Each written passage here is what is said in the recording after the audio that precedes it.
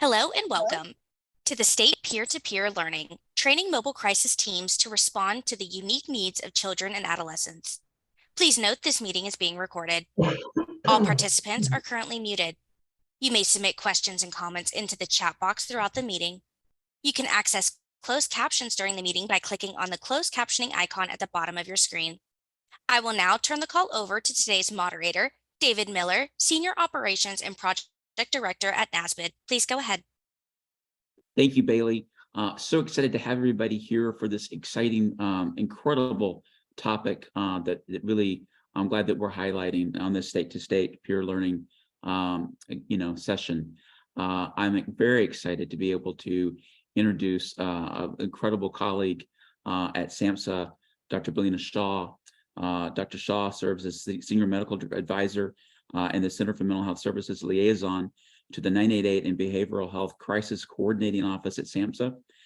She is triple board certified psychiatrist in the specialties of general adult psychiatry, child and adolescent psychiatry, and addiction medicine. Prior to joining the Center for Mental Health Services, Dr. Shaw was medical director for the Behavioral Health Division of the Prince George's County, Maryland Health Department. She is a graduate of Yale University, the Johns Hopkins Bloomberg School of Public Health, and the University of Pittsburgh School of Medicine. She is an incredible colleague to NASBID and a great friend, and I'm very excited to turn it over to her for her to set the stage on this topic in our session today. Dr. Shaw?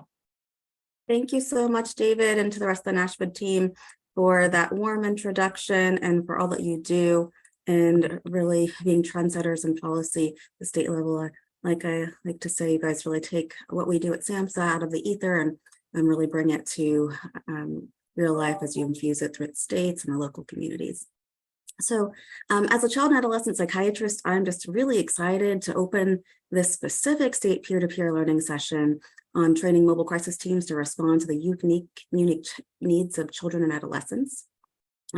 As said, I'm a child and adolescent psychiatrist, and when we think about the three pillars, SAMHSA has gone through the multiple pillars of the crisis response system, from someone to contact, someone to respond, and now we're really phrasing it as a safe place for help. With those three pillars being quite visionary, but knowing that it takes people and systems and states and policy to really implement them. And these pillars they're interconnected, and at SAMHSA we want to see them connected even more. What's really exciting is that mobile response specifically, and not just mobile crisis, but mobile response and stabilization for youth, I believe is a unique blend of the second and third pillars, with someone to respond and a safe place for help. It really fosters the home and community-based supports, which are highlighted in a core component of the national guidelines for child and youth behavioral health crisis care that came out late last year. And those were built on the adult crisis guidelines and also the systems of care principles. And also this also aligns well with our newly minted SAMHSA strategic plan that is available as well. And we're appreciative of the feedback and have really integrated that. And there's a strong focus on youth there. As we all know, youth are not little adults, nor are their behavioral health needs. And their crises may be similar, but they look different, and their systems and supports are different. And so I've never worked specifically in a mobile crisis setting, but I have worked in mobile treatment for youth in Baltimore City. And it had many of, I believe, the mobile response and stabilization elements.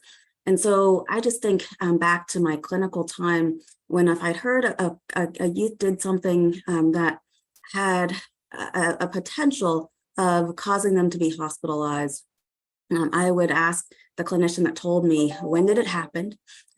Basically, how long ago did it really happen? Was this acute, or do we need to be out there now? Is everyone okay at this moment? What's the acute status of everyone's safety? And the last thing is, who's going to go out to see the family today? And sometimes it could be me to go out with a clinician, or sometimes I go on alone, or sometimes they would have to go out and report back.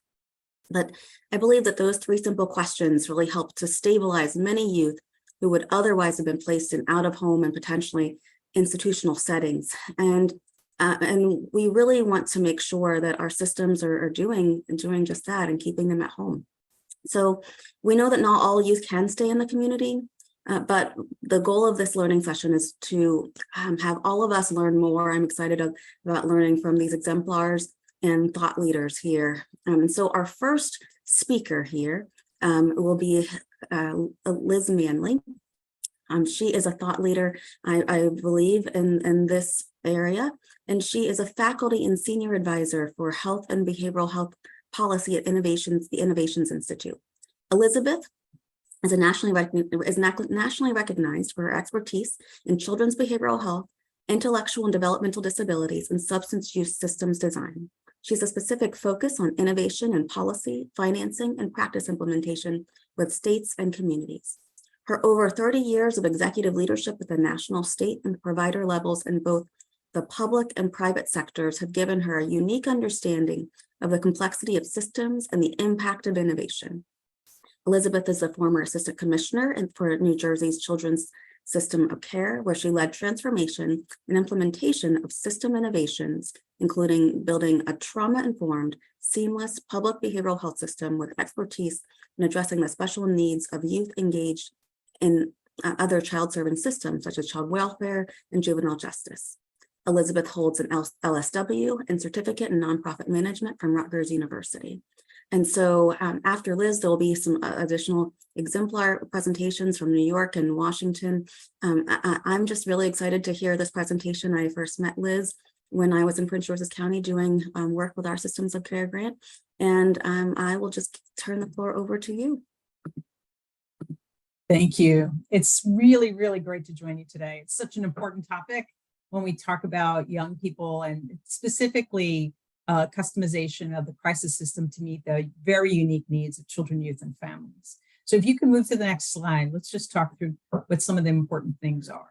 When we talk about children, it's important for us to recognize that there is the ability to get a bit in the upstream when it comes to crisis intervention services, because young people have adults in their lives that hopefully are paying attention to what's happening for them. We also have the opportunity to begin to see when behaviors begin to change. And we also have the ability to engage with parents as partners, caregivers as partners, and other system partners, such as child welfare, to be at our table to be able to figure out what we can do in the best way to meet young people's needs. One of the really important parts of customization for children is the recognition for many children and many families. This is the very first touch in the public system. And so with that in mind, many young people who reach out for help, young people and their families who reach out for help, don't necessarily have formal systems already in place. It really changes the dynamics when we talk about a specifically designed crisis system.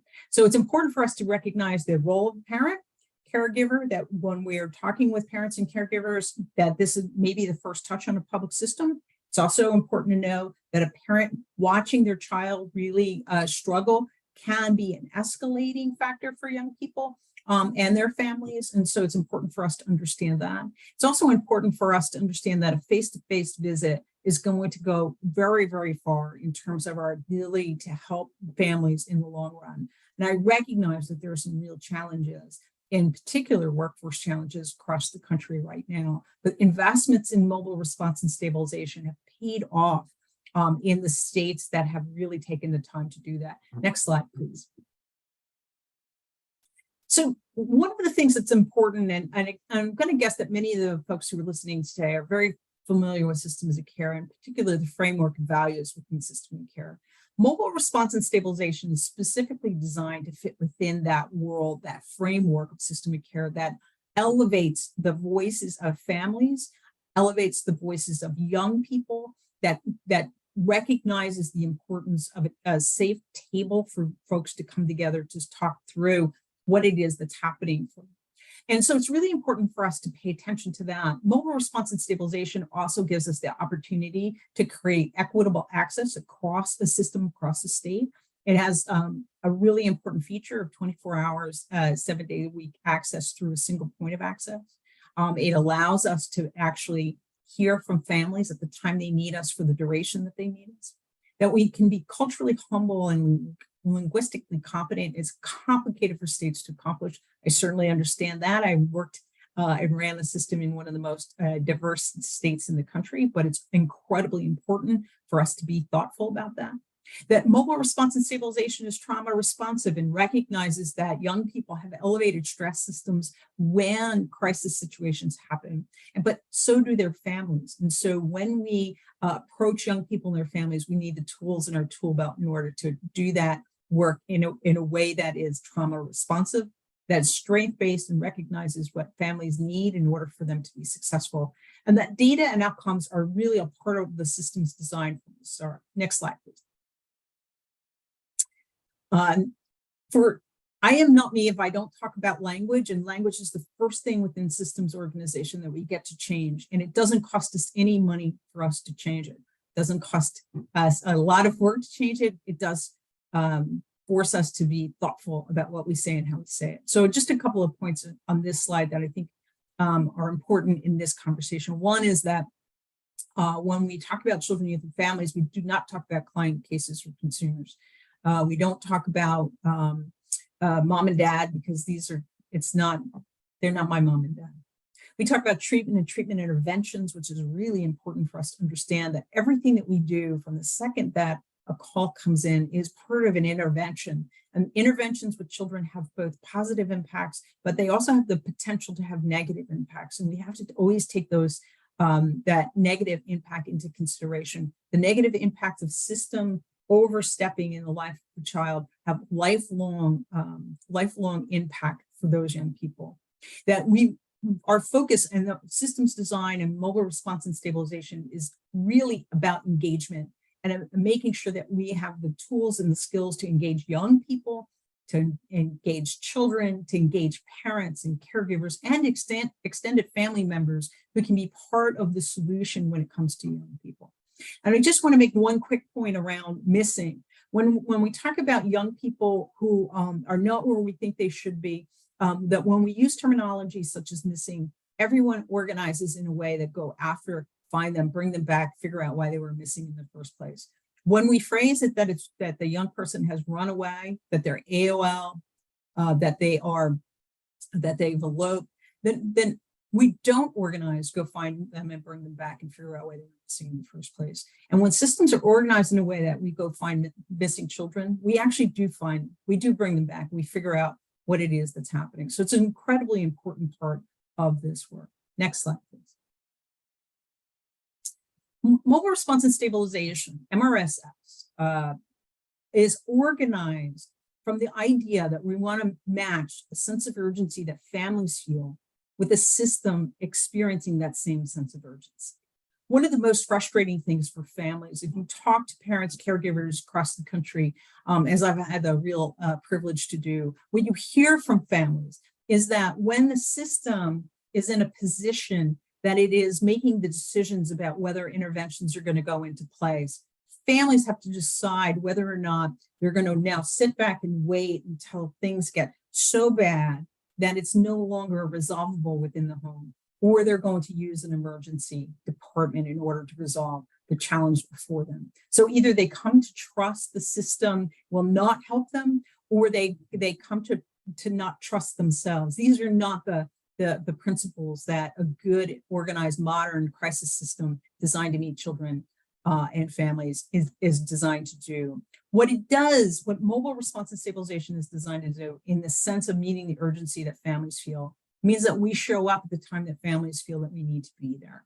And because of that, families come to trust the system, not just in the short term, but in the long term. And young people learn how to sequence the clinical interventions in a way that they become more impactful, not just in the short term, but in the long term.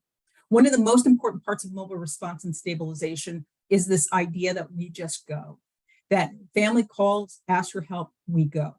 That means that we don't redefine what the crisis is. That means that we don't disrespect the family by saying, I'm sorry, you're not ready yet.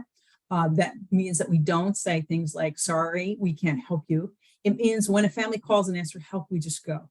And when we get there, we actually listen to what young people in the family have to say regarding why we're there in the first place.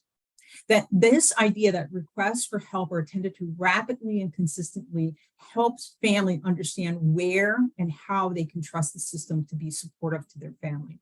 And that framework really needs to be a public health approach, which means that we're going to address the needs of every child within the certain community we serve, not narrow, siloed approaches such as in child welfare or in juvenile justice or for young people who have Medicaid. A big public approach to how we're going to address the needs of children, youth, and family, or the way that we transform children's behavioral health. Next slide, please. So mobile response and stabilization goals are to maintain that young person in their home, support them, where they are, promote safe behavior in the home, schools, and the community, to reduce the over-reliance and highest intensities of service, not just emergency departments, but inpatient care and ultimately residential care, and to assist youth and families in accessing and linking to the appropriate service and appropriate support at the appropriate time. Next slide, please. Just very quickly, I just want to say that mobile response and stabilization starts with a single point of access, someone to call. It means that the team just goes, a mobile team just goes.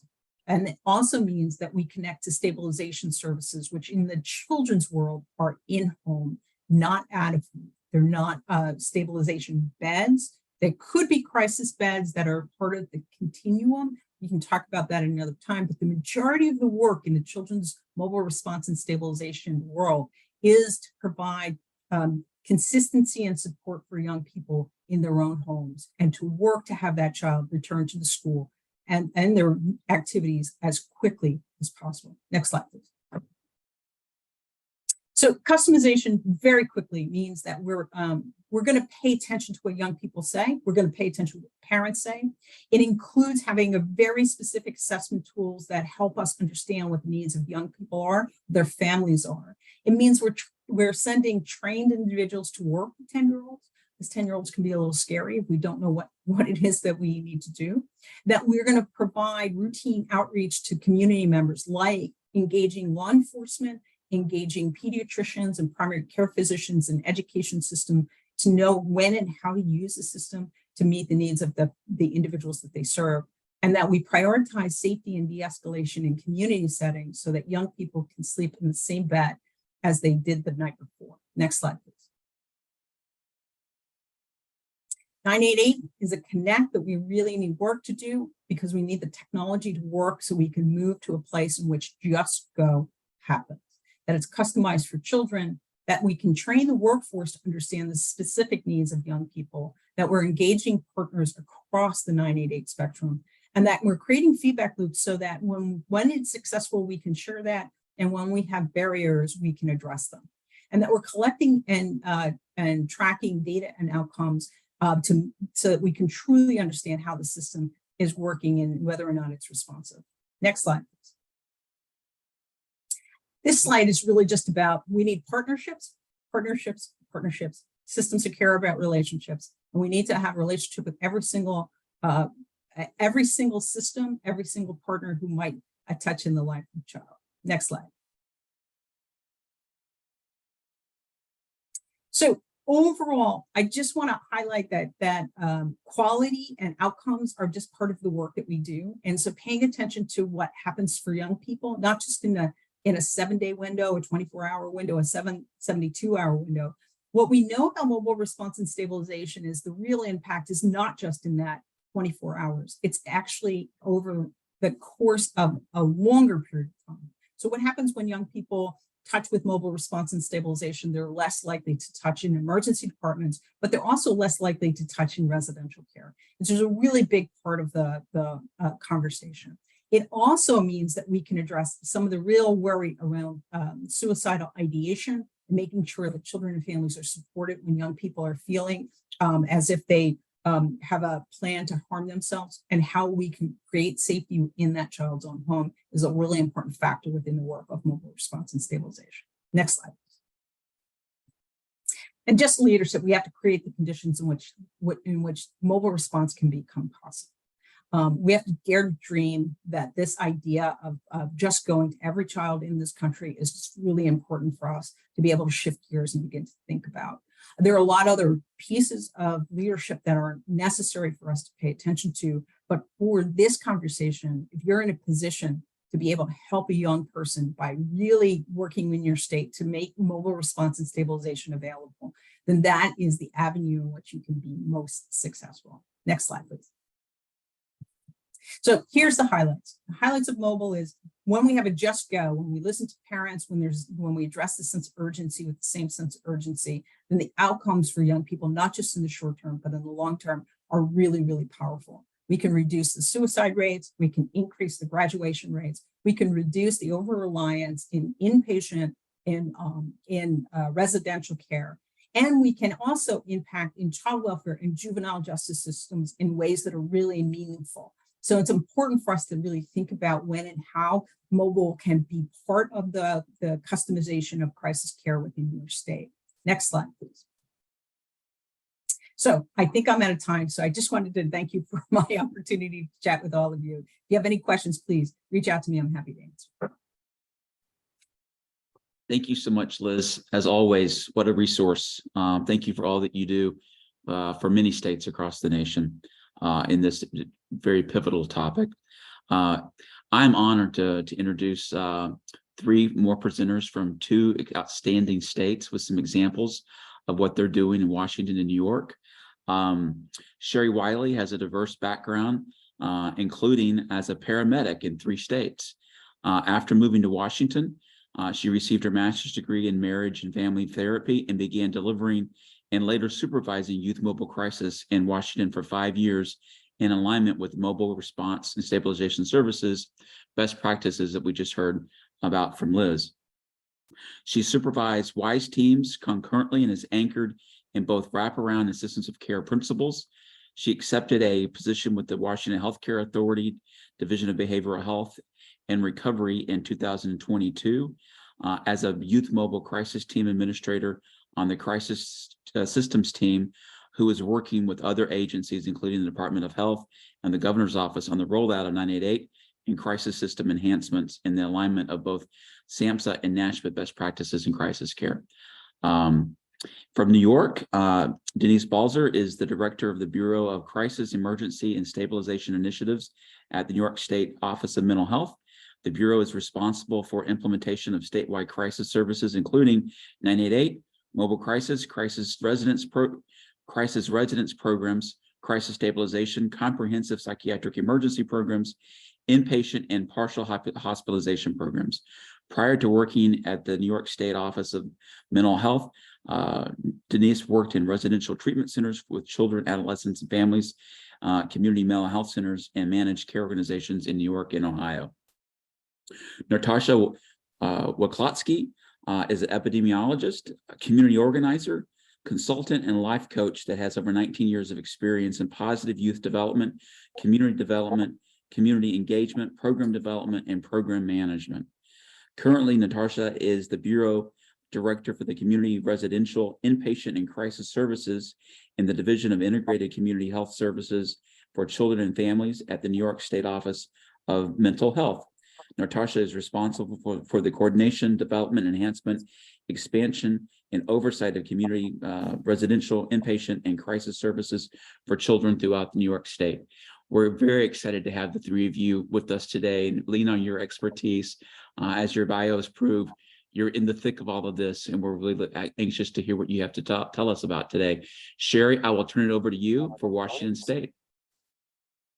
Thank you, David. My name is, thank you for inviting Washington to present today. My name is Sherry Wiley. My pronouns are she, her. I'm going to go over recently passed legislation for 988 and crisis system enhancements in Washington and work we're doing to ensure teams respond to the unique developmental needs of youth and adults and their caregivers. Next slide. In 2021, Washington passed engrossed second substitute House Bill 1477 to implement 988 and improve access to crisis services. It funds 988 with a phone tax and establishes the Crisis Response Improvement Strategy Committee, or the CRIS Committee. its subcommittees, and a steering committee who will make recommendations to legislature. It creates a technology platform to improve communication and coordination for calls coming into 988, and creates crisis call center hubs that will dispatch mobile crisis teams in alignment with best practices established by the authority. 988 went live in Washington last July. It's currently being answered in state by 3 National Suicide Prevention Lifelines, or NSPLs for short. Washington is home to 29 federally recognized tribes and stood up a Native and Strong lifeline staffed with tribal members that callers can access by calling 988. All regional crisis lines and provider lines in the state are still active. Next slide, please. In implementing House Bill 1477, Healthcare Authority created a crisis system best practice toolkit in alignment with national best practices from SAMHSA and NASHBIT. This includes someone to call, someone to come, and somewhere to go. We know that for youth, somewhere to go is a safe place for help. Goals include integrating peers, promoting upstream interventions, and ensuring callers to 988 get a behavioral health response, while reducing unnecessary contact with law enforcement and diverting from emergency departments. HCA is expanding youth crisis under the Mobile Response and Stabilization Services model for youth. Next slide, please. This year, engrossed second substitute House Bill 1134 passed. It amends some timelines from 1477, and it creates training on 988 for providers. It also creates a voluntary endorsement for mobile rapid response crisis teams, which can include youth MRSS teams. Teams who choose to become endorsed qualify for an enhanced case rate, and there are additional performance payments available if responding within timeframes outlined in the bill.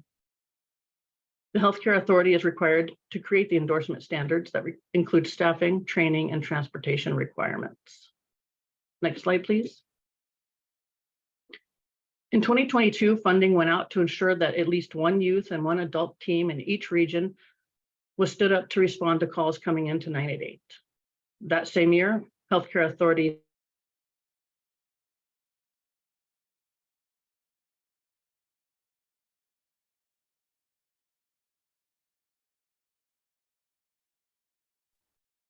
And Sherry, if you can still hear us, your connection is frozen. and a Common Voice Code project. HCA is participating in the National MRSS Quality Learning Collaborative. I'm going to turn my camera off for a sec. With other state leaders in MRSS, including Liz Manley. Tim Marshall from Connecticut is our coach. You may have seen him present on Crisis Jam. The Learning Collaborative is well attended by our system of care partners. Next slide, please. The Healthcare Authority contracts with 10 behavioral health administrative service organizations to provide crisis services in all 39 counties. This time last year, there were only 4 youth teams in the state when 988 went live. These are in blue and include King, Pierce, Clark, and Thurston Mason shares a team. After sending out the proviso funding from the previous slide, we have tripled the number of dedicated youth teams from 4 to 12, which tripled our county coverage from 5 to 15 counties. The counties with new youth teams are shown in green. The System of Care grant is supporting MRSS build out in Pierce and Spokane County. Next slide, please. Liz gave you a great overview of MRSS, which is an upstream intervention designed to meet the unique developmental needs of youth and families. SAMHSA's National Guidelines for Behavioral Health Crisis Care Best Practice Toolkit says someone to call, someone to respond, and somewhere to go. Under the MRSS model for youth, we don't want to pick them up and take them somewhere. The somewhere to go becomes a safe place to be, a safe place for help. We want the right intervention delivered at the right intensity at the right time. Washington has invested in developmentally appropriate training for mobile crisis response teams and peers to include harm reduction, trauma-informed care, and responding to youth and families during a crisis, including safety planning and how to help parents restrict access to lethal means. We also invested in a certified crisis intervention specialist training, and this includes developmentally appropriate de-escalation. This training is being delivered across provider types and programs for increased consistency for our end users. We are working on an MRSS 101 training with 3 modules. There'll be an MRSS overview, system of care and wraparound principles, and a module designed with our family and peer-led organizations on how to engage with and work with youth and families. The age of consent in Washington is 13, so parent and youth peers are essential for engagement. Next slide, please. This is the care pathway MRSS is designed to interrupt. In Washington, most roads lead to the emergency department. And this leads to facility-based care and hospital boarding. The middle shows the youth and caregiver and all of the system partners that direct parents to take youth to the emergency department when behavioral health needs arise. This is a risk-averse medical model.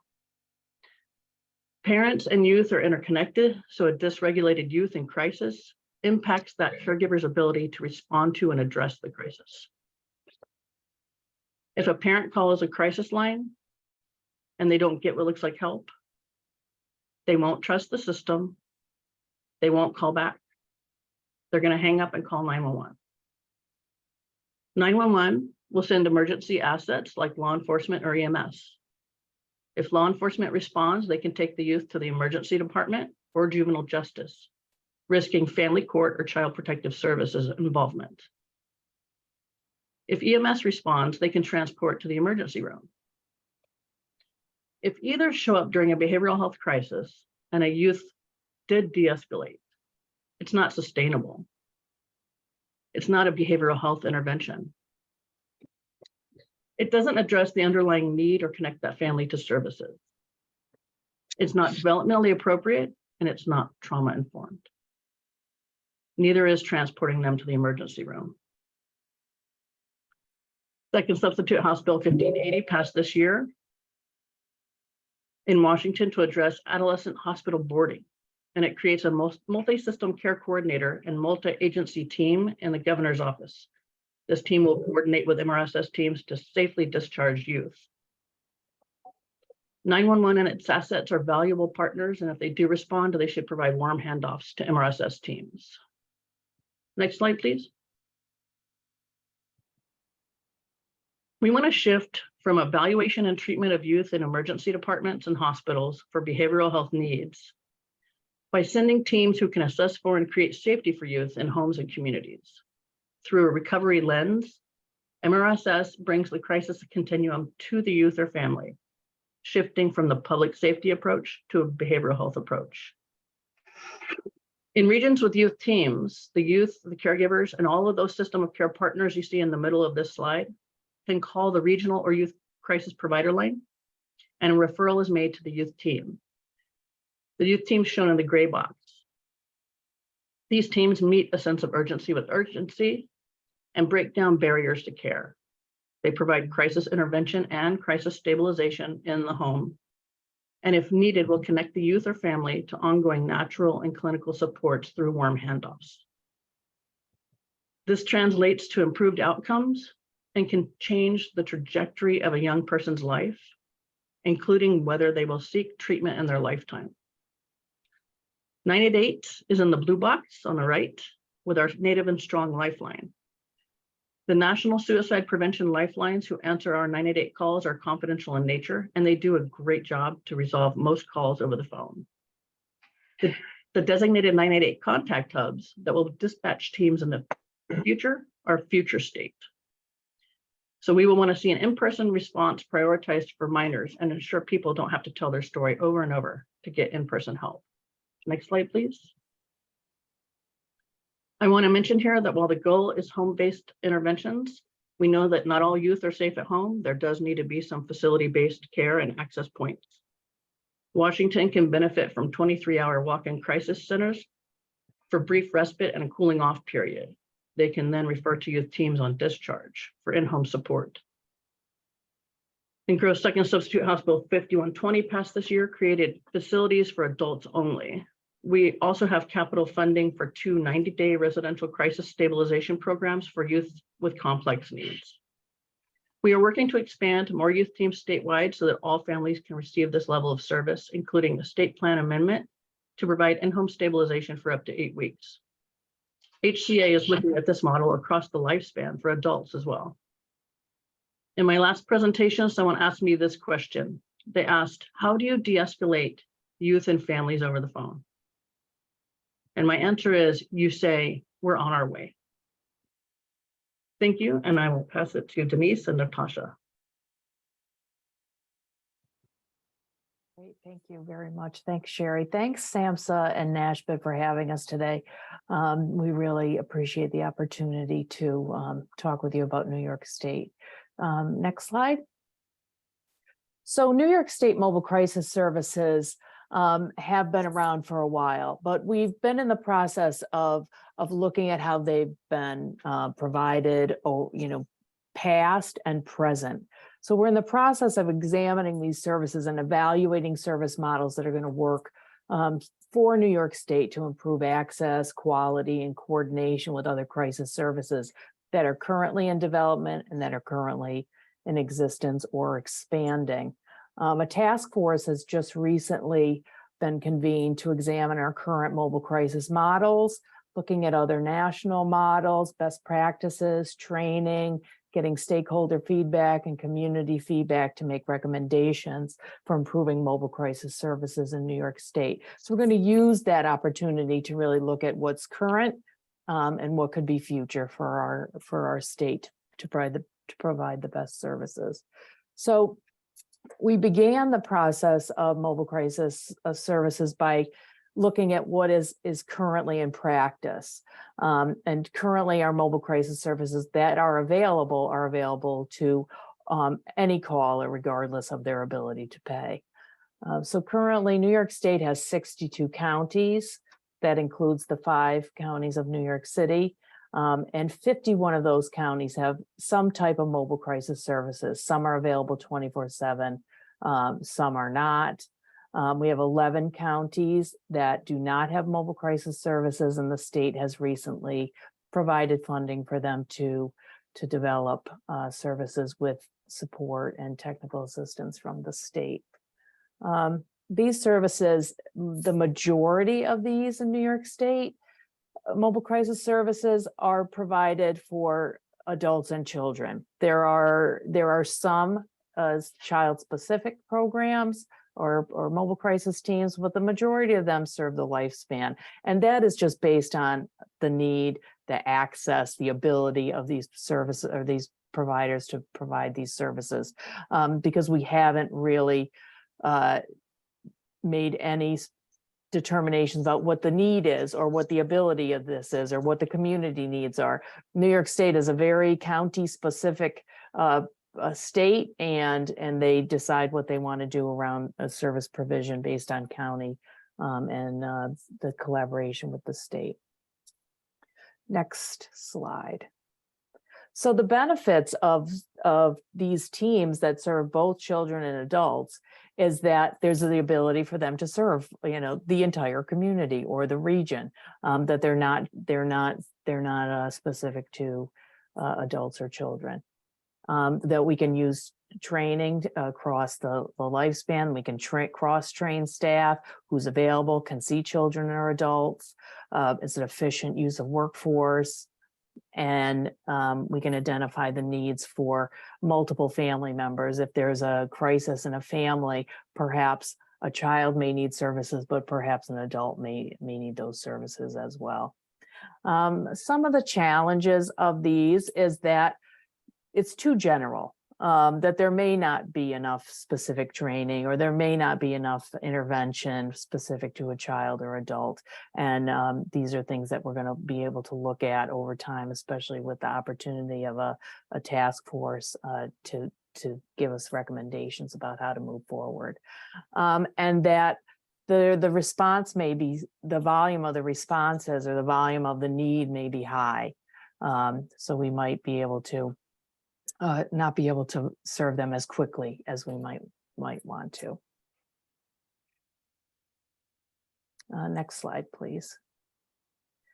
So one of the things we really wanted to talk to, because as we listened to this conversation about MRSS and children's services and the adult services, is that New York State has some wonderful complementary services that work well with mobile crisis services. So I would love Natasha to talk about that more.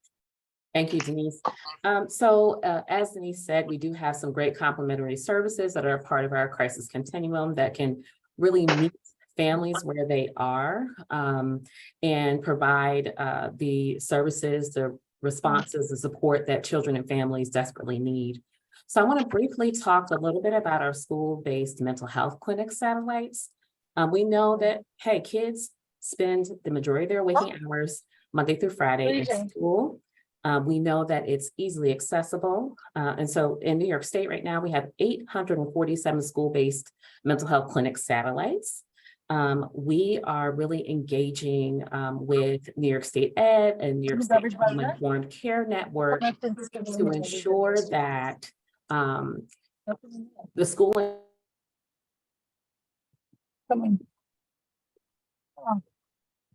Let me unmute myself. I know we were trying to mute other folks. That the school environment was trauma informed, that we are providing the training and the support needed not only for our school personnel, but for all of the folks that are involved in the school community and supports for children that interact with the school on what trauma looks like, on the intersectionality between the social determinants of health and racism that was exacerbated by the COVID-19 pandemic. So we have really been working together to ensure that there is that continuity of care, right? So school-based mental health clinic satellites. However, for this particular conversation, I'm really excited to talk to you a little bit about home-based crisis intervention. As Denise mentioned, we just don't necessarily have the capacity, the mobile crisis teams, to serve everyone that needs to be served. And so home-based crisis intervention is a really great program that we have in New York State that is an intense in-home crisis intervention program where an interventionist comes in, works with the family for anywhere from 4 to 6 or 6 to 9 weeks for those families that have children that have dually diagnosed with developmental disabilities. And they come in and they meet with families for a couple of hours a week, several times a week, to really build those crisis intervention skills. They are the someone to come. They come and come to the families. It's an equitable service, right? Families don't have to leave their homes, with the primary focus of home-based crisis intervention being to prevent out-of-home placement. So currently, we do have teams that function also for kids that are being stepped down from inpatient care, maybe from residential treatment facilities as well. But the primary purpose is to hopefully prevent kids from being there. And as someone that has a prevention background and really looks at the children's system as the preventive system, this is really a program that I think would be great to replicate across the nation. I may be a little bit biased, but I can't help it. So right now in New York State, we have 25 home-based crisis intervention teams in 26 counties. Soon we will have 36, with the hope to have home-based crisis intervention available in each county. And they're in rural, suburban, and urban settings. We have had the opportunity to speak directly to families, to providers, to all of the folks to see what would work best. So we're currently reforming the system to make it better. But home-based crisis intervention is unique in that, these are people that are available to families 24/7 for 4 to 6 or 6 to 9 weeks. It is person or family centered. It is youth driven. Youth have to consent, which is very important from a positive development standpoint, as I am a champion of, to ensure that youth voice is heard and centered. And it really addresses all the family needs comprehensively. We had the opportunity last year to do a joint presentation with a family in the community where the mother actually was a mental health professional herself. And one thing that she highlighted about home-based crisis intervention, which was awesome, was she said, "I'm so glad that I had access to a service without being Medicaid eligible. And so this is something that anyone can access. What one of the improvements that we made to the program is that anyone can refer. It can come from the school, it can come from a family themselves, it could come from a youth group, it could come from a church, whatever the case may be. There are so many ways for families to access this service. And we also serve not only children and adolescents, but young adults, formerly known as transition-aged youth, up to age 21. So we're really excited about the future of home-based crisis intervention, the partnership with mobile crisis teams, and just the crisis continuum here in New York State. We are just focused on ensuring that children, families, young adults, and adults have everything that they need to be successful and to have the support that they need. And hopefully, this is my pie in the sky, for kids, we can use our system, children's system, to prevent a lot of interaction in the adult system. Next slide, please. So these are just some training recommendations. We all know trauma-informed practices, person-centered planning. We definitely want to honor the intersectionality of those from the LGBTQIA+ community. Cultural humility is particularly important, as we've seen what happens when that is not present when people are in crises. Human development, I have to add in positive youth development, family systems, and the public health person in me can't help but insert social determinants of health so we can understand what those interactions are and how, if those needs aren't met, then no one is going to be positioned to really address their mental health needs. Next slide. And this is how you can reach out to us. We are so very willing and happy to discuss and have conversations about how we can get this up and going in your state as well. Thank you. Thank you so much to all four presenters. It's incredible information. So we're going to switch over to Q&A. And so, if you have any questions for any of the presenters, pop it in the chat and we'll get it asked. So there's a question to all of you. What models or tools have been successful in implementing youth and family crisis response in the most rural and remote communities in your experience? I could speak for one quick second. One thing that we've done here in New York State for home-based crisis intervention in particular, we originally had teams that were based on a configuration of one supervisor, one clinical supervisor, 4 interventionists. And for a lot of our rural counties, that is not really realistic in terms of staff recruitment and retention. So we are making it allowable, one, to have smaller team sizes. So we could be 2 interventionists. We've also, from a fiscal standpoint, increased the amount of funding for rural teams so that transportation costs, since they're often covering a very large geographical area, right, aren't a barrier, and included some different wraparound costs. We're also exploring, based on conversations with our rural providers and our rural community members, the opportunity to have maybe some satellite sites so that it would be easier not only for primarily for families and children, but also for the providers to provide the service so that that cost isn't a barrier. So those are things that we're doing with home-based crisis intervention.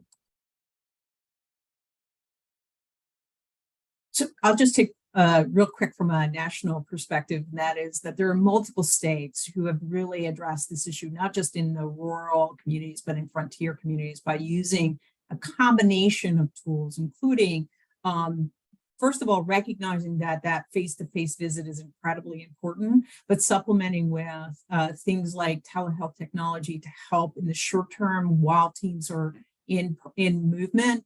Also teaming up with CCBHCs, the Certified Community Behavioral Health Centers, are really helpful parts of the children's crisis continuum, in particular when those teams are really well trained in what to do in terms of mobile response and stabilization. And there's a couple other strategies that some states are looking at, including in Oklahoma, where they've done a really amazing job of helping law enforcement become part of the solution by using telehealth technology immediately to be able to connect, So the law enforcement who might arrive first actually initially connects directly with a clinician. So their job isn't for them to de-escalate the situation. They're quickly handing it right to a clinician who's available via telehealth. So a couple of different strategies. There are certainly more strategies, and in any particular state or community that you're interested in, you're more than welcome to reach out to me. I'm happy to try to help connect some dots for you. Great. Anybody else? Okay, so a question for you, Natasha. Can you talk a little bit more about how you get youth consent for the home-based care? So in home-based crisis intervention, of course, there isn't, a referral form of sorts, even though, folks can call in to the different teams to have that done. We have conversation with youth. We have the consent forms, and we ensure that when we're talking to the young people, that we're speaking their language, and talk to them a little bit about what the program is. And we understand that families have to be there, the family of choice, right? Family of choice, the guardians, to ensure they know what the program is. We have marketing materials that are geared towards youth as well. So in terms of consent, we just really have that good conversation with them and do some relationship building, and move forward in that manner. Great. Also, please put any other questions in the chat if you want to, if you have any questions. One that has come directly to me, to New York and Washington, and to Liz for national perspective. In my state, it's been really difficult to get kids and youth at the table for crisis care in 988. The adult folks who run our systems really don't want to recognize that dealing with kids, families, and adolescents is different, or allow this information to be out there, that like you have presented today. How did you get that movement in your state to get kids and families at the table? And Liz, I think the questions to you of other states that you've seen sort of get kids and families to the table in this conversation. I can start by saying that I think one of the most successful states is New Jersey around being able to do that, because they had a pre-existing system of care. Connecticut is very successful too. And part of the reason is because they had already the existence and the trust on the ground around the service delivery system, specifically around crisis. So in other words, young people already knew that when they called, that geo-mapping wouldn't, even though it's not quite available yet, people wouldn't just show up at their homes, which is one of the worries that our youth move partners talk specifically about, that law enforcement would not come, because we know that that's a big challenge. And I didn't speak about this earlier, but good crisis care for children means that there's no co-responder model. Law enforcement don't respond. It is the mobile team that leads. And in places like New Jersey and Connecticut, law enforcement don't respond at all, because they've been able to gain the level of trust and respect on the ground in order to manage a lot of what families need at the time they need it for the duration. So in terms of 988, Dave, there's a lot more work that has to get done in terms of connecting the dots and moving to a just go model that allows young people, in particular, young adults, to be able to consent right up front that someone would come and meet them in a comfortable space. When we find that happens, and where there's pre-existing work that has been done, the connection for that work has been less challenging. In the places where they're trying to establish it, there's really good opportunity to begin to gain trust right up front if there's coordination between the child serving system and the 988 partners. We see that work happening in quite a few states right now. And we're pretty optimistic that the 988 work can be really helpful in getting and moving mobile response even quicker than pre-988. So there's some good news out there. We did a lot of outreach and stakeholder engagement with youth and peer organizations to get their feedback around how they wanted services to be delivered. What do they look like? What do they feel like? What would be helpful for them? So incorporating their feedback, incorporating, whether it's tweaking services or delivering services, we want to hear what they have to say so that we can make sure that we're in alignment with what their needs are. That's some of the work that we've done.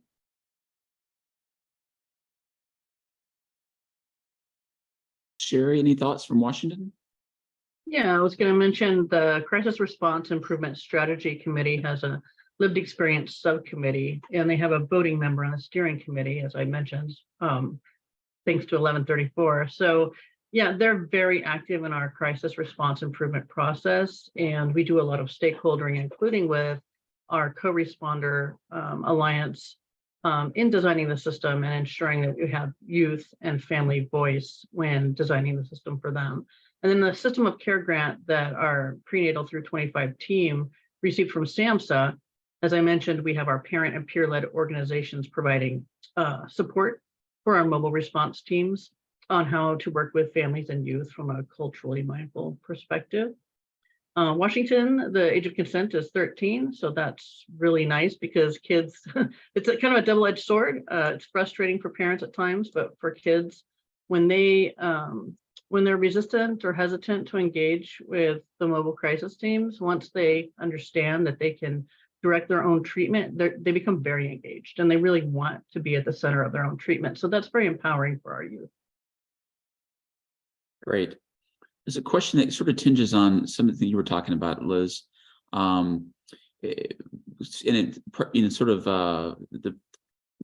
gist is, aren't we missing an opportunity not to include law enforcement and allowing families and youth to have positive interactions with police during a crisis? Would mobile crisis teams that include both police and trained mental health professionals be a good thing? So it's a double-edged sword, right? So we do want young people and families to have good interactions with law enforcement, and law enforcement can be incredibly helpful partners within the work of mobile, but not at the time that the first team is going to arrive. What we know from the states that are there, and there are states that do have co-responder models, is their outcomes are not as positive. That means that they've seen a higher number of young people enter emergency departments and inpatient care, that law enforcement struggles sometimes with engaging young people. And we also have some pretty negative outcomes that we've heard from a couple of states, including the use of things like tasers. And we have examples of young people who have been very seriously harmed by law enforcement. So, this challenging conversation is, how do we actually help with both bridging the gap for law enforcement, who can be terrific partners in the work, and making sure that young people get their needs met, is that teams go out in advance of. So in the states that have really invested in mobile response and stabilization as an upfront intervention where the parent caregiver defines the crisis, in those scenarios, we have had success rates that are through the roof around keeping that young person in their own bed at night without law enforcement ever having to touch. And so I think it's a really complicated question for some states. But if we're going to use law enforcement in the way that Oklahoma has, they have done a tremendous amount of training with law enforcement, but they are not the responders. They're really the deliverers of the iPad. That's the way to think about it.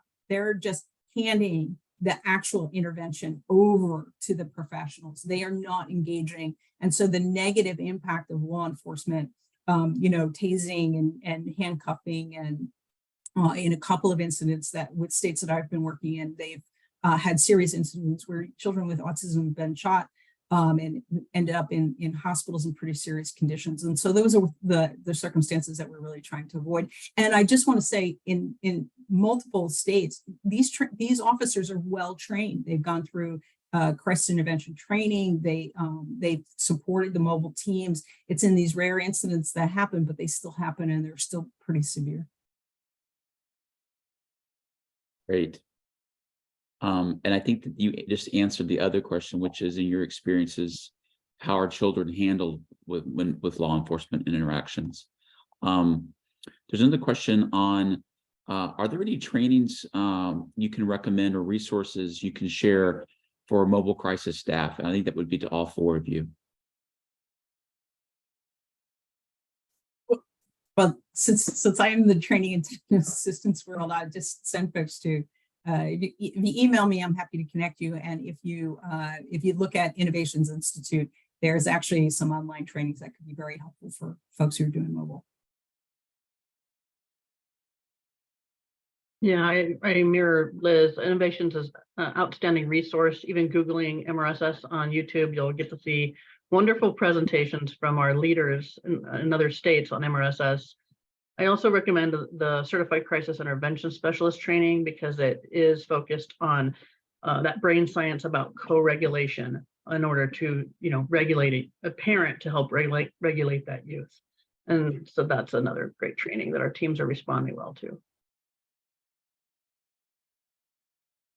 Great. There's also a lot of comments in the chat.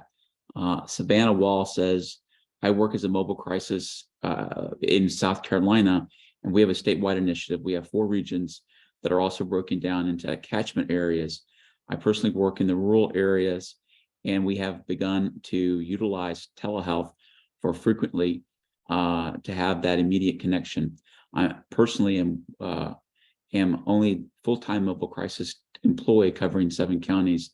I do a lot of outreach, and I have trained my sheriff's officers with the protocols that I wrote. So that's positive. And a little bit later, we're going to open it up and allow you all to kind of share with us what's happening in your areas and what you're doing. Shauna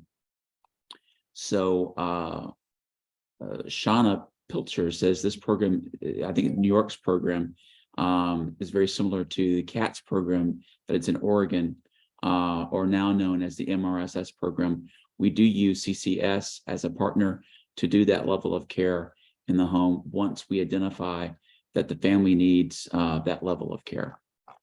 So some great comments. So Sherry, there's a question asking exactly the name of the training you just mentioned. Oh, you put it in there. I put it in chat. It's called Certified Crisis Intervention Specialist 2 training. It has a lifetime credential issued by the National Anger Management Association. Okay. So there's multiple providers that can do that. Okay. I also wanted to, David, real quick, I wanted to mention, when we're talking about law enforcement, absolutely there are partners. And what we want is for those youth teams to be a reliable referral source for them. We want them to trust that those teams are going to show up when they do contact the youth. Maybe the youth is busting out, some lights at an apartment complex and mom's afraid she's going to get, evicted. We want to send a team out there. We want law enforcement to trust we're going to show up and start an intervention because there's a need. There's an unmet need there. Washington State, prior to the pandemic, was arresting on average over 11,000 youth per year, aged 12 to 17. And we haven't rebounded to those numbers yet, but we know that almost 3/4 of those youth that are involved in juvenile justice have a diagnosable behavioral health condition. That's great. Good points. Definitely. A lot of great work going on out there. So I wanted to make sure that you all knew that the 4th session of the peer-to-peer learning session will be in September, and it will be on rural and remote communities and mobile crisis teams, very similar to the question we just had. More information will be coming on about that later down the road, in the next couple of weeks. So are there key trainings for states that cannot have separate mobile crisis teams?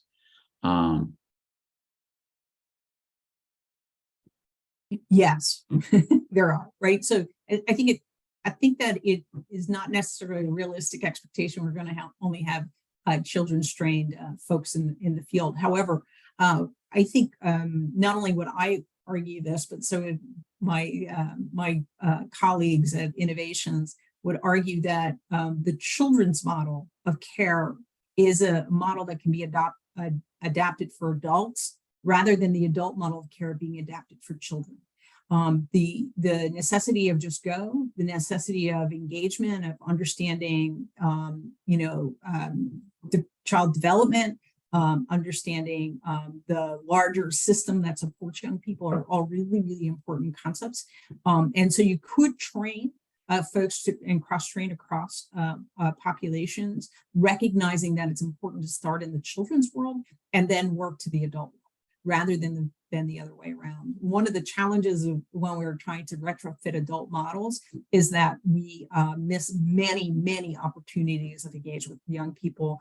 And this is where we see in states that many young people continue to end up in emergency departments and inpatient care. And then if we even look further in the distance, you can see the impacts in child welfare, juvenile justice, and in residential care. So if you look at the data, not just in these very small windows, if we look at the bigger windows, we see the opportunities that get missed, even in the adult systems that are really trying to get it right.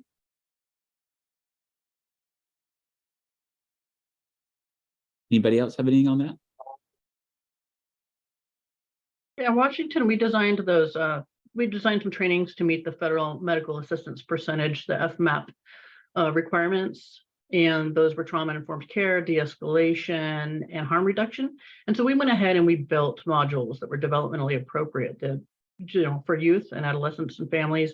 And so what we've seen is that our adult teams are taking those trainings as well. They're very interested in learning those techniques when they're working with families or responding to families. Great. I know a couple of states have had really good results with having had their children's mobile crisis start before they're adult, and transitioning that way that Liz just talked about. What ways have you been successful in bringing the many systems that impact youth and families, i.e. schools, mental health, law enforcement, child welfare, juvenile justice, to prevent systems functioning in silos and ensuring true community collaboration?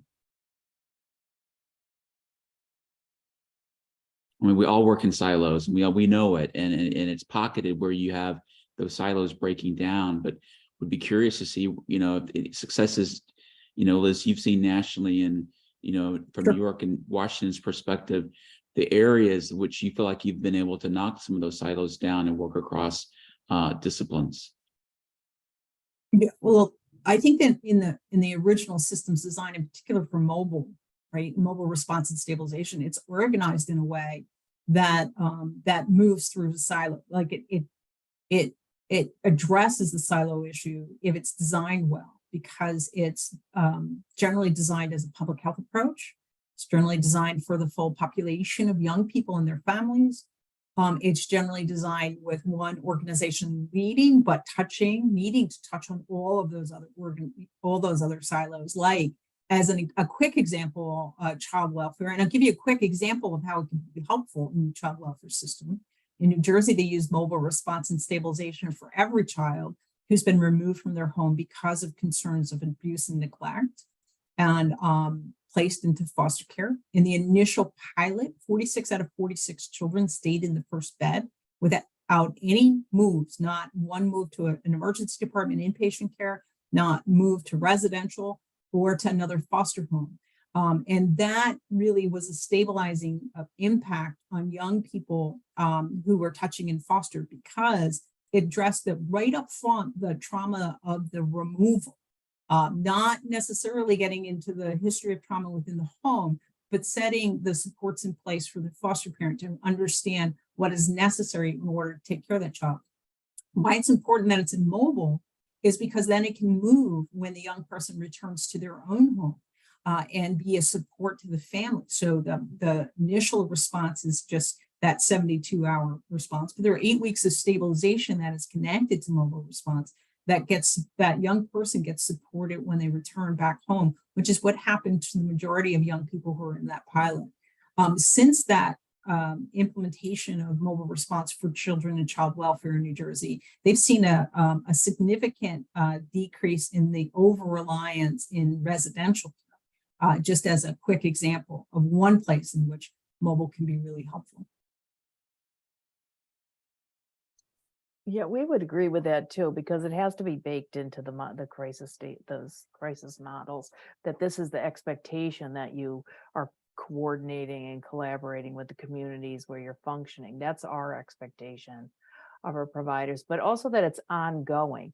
Just because you've had one conversation with a provider that, you may have, may not work with consistently, you still have to keep reaching out to them. You still have to keep a relationship going because that's the way the system works best. Not that we've informed the community of these things and then you let it go. You just keep a relationship in motion and active. Yeah, I want to mirror what both Liz and Denise said. The youth teams, they should have robust relationships with those schools. I mean, if we can get, on a first name basis with the schools, they're going to call your team first. If they know you're going to come, when they ask for help, they're going to call you. And so if we can stop that school to emergency room pipeline, that's our first step. The other area that we've seen success is, working with juvenile justice and your probation officers and going and doing presentations with them. We even have one region where there's clinicians embedded in juvenile justice in 2 counties. So they go to one county in the morning and the other in the afternoon, and they just engage with those youth that were brought in and see if they need any supports or want some help. And that's been an essential partnership as well. So that dovetails really nicely into a question that just came through. That if there is a crisis at school, should the schools call 988? Or should they have direct contact with the mobile crisis teams? What's the best protocol for handling the crisis when it occurs within a school setting? So I would argue that they should call the mobile teams direct, and that those important relationships. So, and I think what's also important is that states are really different in their access point. There's generally a no wrong door, a single point of access. So in some states, they're building 988 as a single point of access, which means that the call would go to 988. In some states, there's a different line for for mobile, as an example, in New Jersey or Connecticut, in Oklahoma, where they've been up and running for a long time, predating 988. But those pre-established relationships with the schools should still drive, right? They should still drive where the schools call. It depends both on and I should clarify, it really depends on what the role of 988 is. If it's the single point of access, if it's going to be the access for the full crisis continuum, then it's definitely going to be the place that folks call. One of the challenges right now, though, is that at least not consistently across the country, is 988 connected to Just Go. And in schools, you're going to want to just go. You're going to want a team that actually goes and is working with the school to keep that young person in the school and not have that young person move from the school to an emergency department.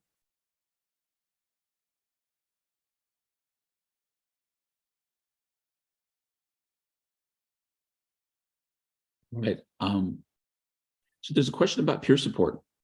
How do you integrate peer support both on the family side and the youth side into crisis teams?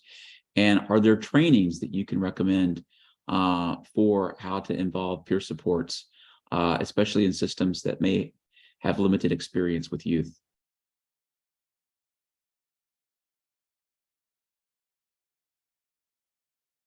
I'll just speak that.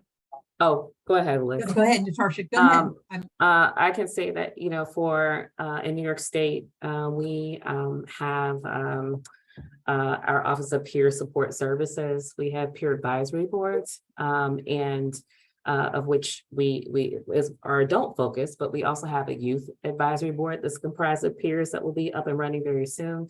In terms of our programs, we encourage peer involvement, youth peer involvement at every level. So for instance, for say home-based crisis intervention, we encourage our teams to loop that into their program model so that they are engaged from the beginning and can assist with that youth engagement.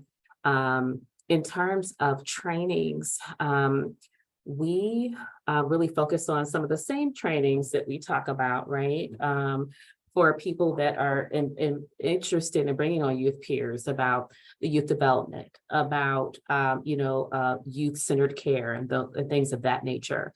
But we are building youth peer advocates across the crisis continuum into all the models of our programs.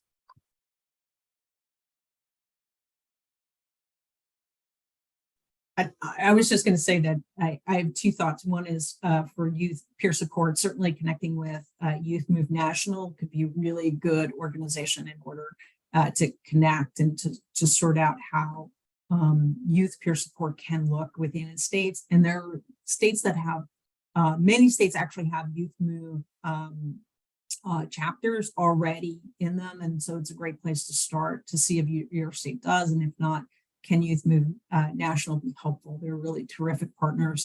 And then if you're looking for specific training on peer support, Innovations actually does have an extra training curriculum called Pearls.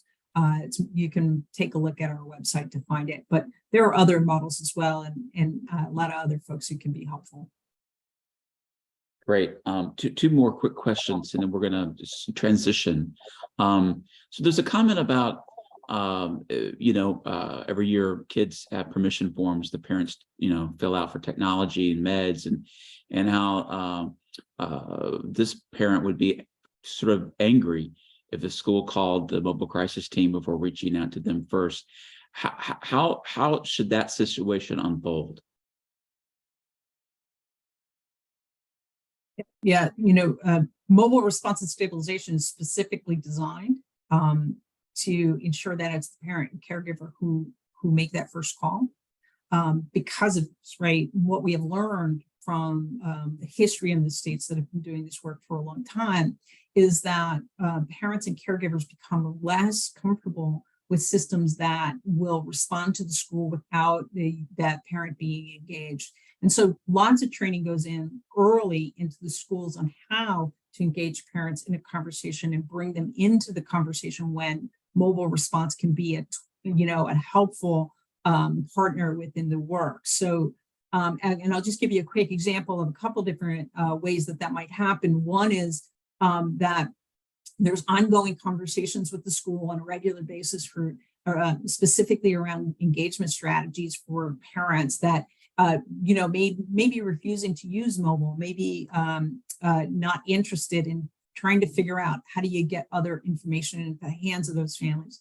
What we have found is that the use of peer support up front rather than mobile up front can be a really helpful tool.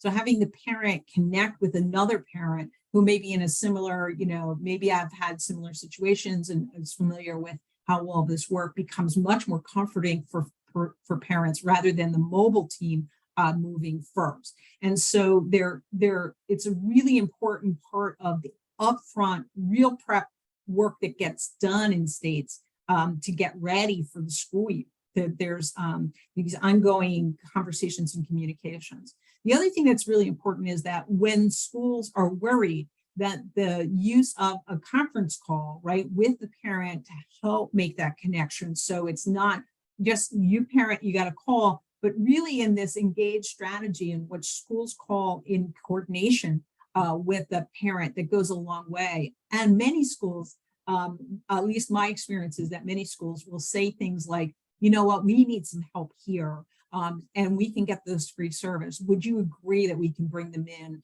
and we'll have a meeting together so you can meet them and you can be part of this conversation. So that's one of the strategies that has gone a really long way. And what happens then is parents tell parents that it's a safe service to use and that the success rate is high. And so they're more likely to use it in the long term. Great, thanks, Liz. And very quickly, Jenna Baker from Pennsylvania is asking, wonder how many states have family peer support or transition age youth peer support specialists on their mobile teams. I know there's quite a few. Liz, I don't know if you have something really quick to add there, but Jenna, we certainly can put you in touch with a lot of folks who's doing that. Yeah, there are quite a few that are, if they're not up and running, they're working on it. So yeah, we're happy to help too. Great. So we're going to transition now, and because we want to hear from you and allow you to come off mute. And a lot of you have been putting some really great stuff in the chat about what you're doing, but we'd love to hear from you about what you're doing. I certainly know I see a lot of my children's, youth, and family colleagues from NASHBD on the call here today, and would love to hear about some of the things that you're doing that others might want to know about. So if you want to share, come off mute and do that.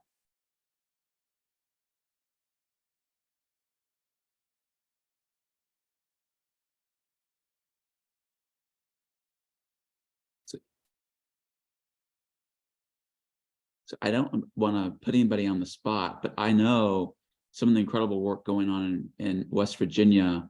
And I know that Nikki Tennis is on the line. I don't want to see if she wants to come on and talk a little bit about what they're doing in West Virginia. No pressure.